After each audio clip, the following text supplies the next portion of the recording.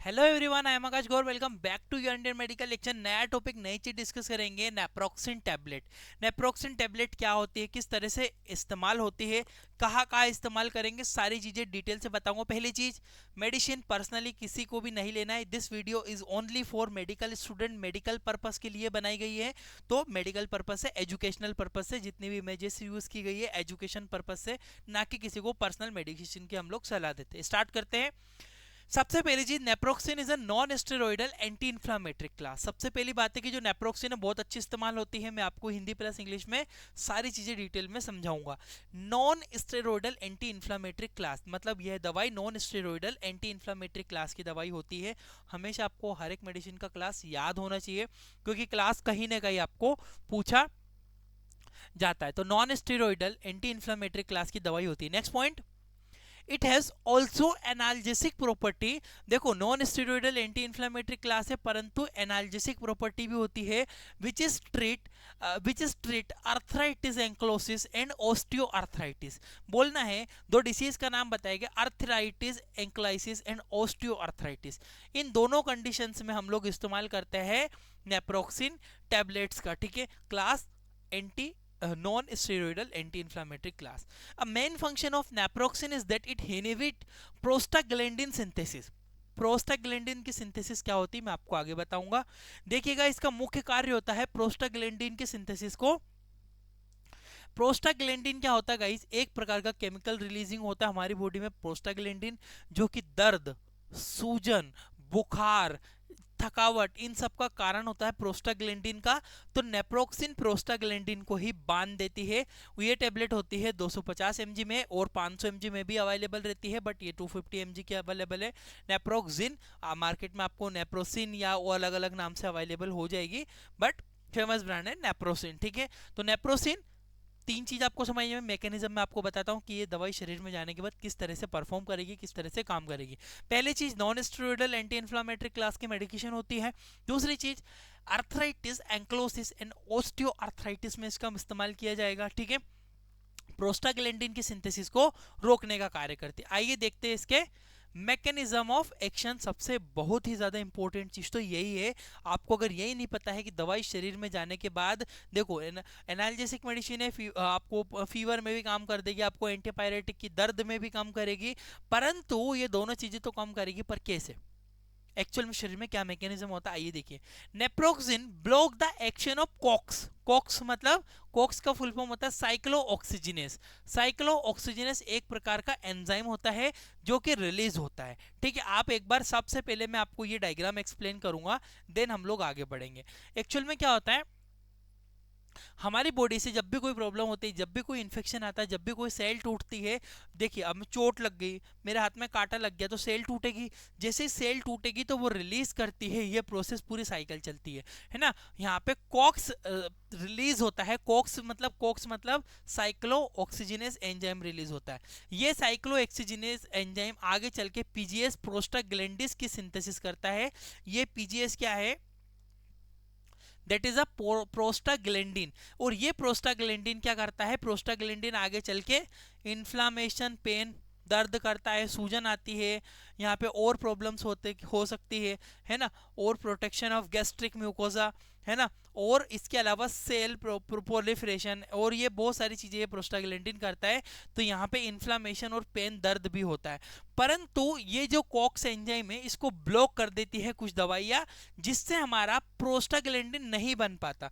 अब भैया प्रोस्टाग्लैंडिन नहीं बनेगा तो हमें दर्द भी नहीं होगा, सूजन भी नहीं आएगी, इन्फ्लामेशन भी कम होगी। वो होती है डाइक्लोफेनिक, आइब्यूप्रोफेन, नेप्रोक्सिन। ये सारी, ये जो तीनों दवाइयां है ना, मैं आपको नेप्रोक्सिन बता रहा हूँ, परंतु डाइनेपार के नाम से मिलती है डाइक्लोफेनिक, आइब्यूप्रोफेन और नेप्रोक्सिन। ये तीनों दवाइयां सेम काम करती है, क्या चीज को, इनको कॉक्स को ब्लॉक कर देना। हो सकता है किसी को डाइनेपार से एलर्जी, कोई डाइक्लोफेनिक नहीं लेता हो, उसको नेप्रोक्सिन सजेस्ट करो, नेप्रोक्सिन का अल्टरनेटिव है ये। मतलब तीनों आपस में एक दूसरे के अल्टरनेटिव माने जाते हैं। ठीक है, तो इतनी चीज समझ में आई है। बेसिक में आपको इसकी थ्योरी बता देता हूँ एक बार। मैंने वही चीज बोली है कि भैया नेप्रोक्सिन जो होती है, नेप्रोक्सिन साइक्लो ऑक्सीजिनेस एंजाइम की क्रिया को रोक देती है, और due to this reason prostaglandin does not form which is responsible for the pain, inflammation and fever.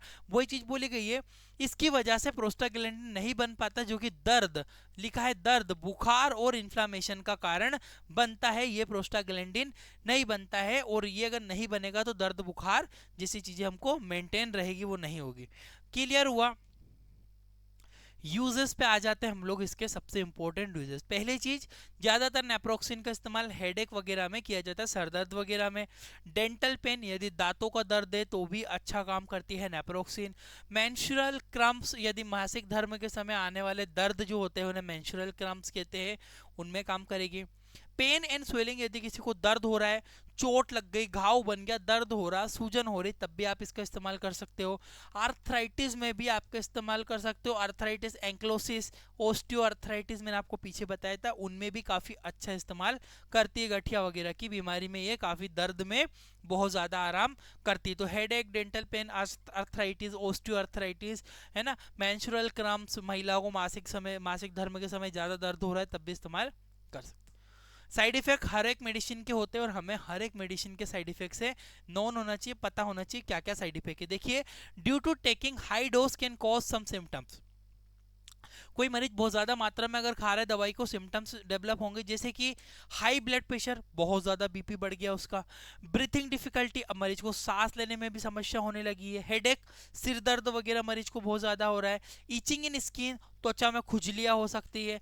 Dizziness, चक्कर आ सकते हैं मरीज को। नोजिया, वोमिटिंग, जी घबराना, उल्टी होना, जी मचलाना, उल्टी होना जैसी दिक्कतें अगर आप ज्यादा डोज पेशेंट को प्रिस्क्राइब करते हो तो ये दिक्कतें आपको देखने को मिलेगी। तो क्लियर हुआ आपको हाई डोज वगैरह। अब देखो इसमें कॉन्ट्रा इंडिकेशन क्या है। कॉन्ट्रा इंडिकेशन का सिंपली मीनिंग होता है कि कौन से मरीज को प्रिस्क्राइब नहीं करना है, नेप्रोक्सिन नहीं देना होती। कौन कौन से? ब्लड प्रेशर पेशेंट, रक्तदाब, कभी किसी मरीज को ज्यादा रक्तदाब है, ज्यादा ब्लड प्रेशर है तो नहीं इस्तेमाल करना है। पेप्टिक अल्सर, पेट में यदि छाले हो किसी मरीज के तो नेप्रोक्सिन को नहीं देना होती है। रीनल फेलियर, किडनी विडनी खराब हो, नहीं देना है। प्रेगनेंसी, गर्भ अवस्था में महिला को कभी भी नेप्रोक्सिन सजेस्ट नहीं की जाती है, उसका अल्टरनेटिवली दर्द के लिए और भी बहुत सारे ऑप्शन है जो महिला को देंगे, बाकी प्रेगनेंसी में नेप्रोक्सिन नहीं दी जाती है।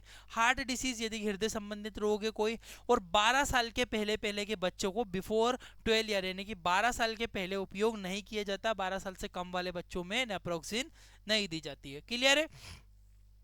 आते हैं डोजेस के ऊपर। देखिएगा, इस डोजेस पूरी तरह से पेशेंट की कंडीशन पर डिपेंडेड है, बट कुछ स्टैंडर्ड डोजेस, फिक्स डोजेस होते हैं।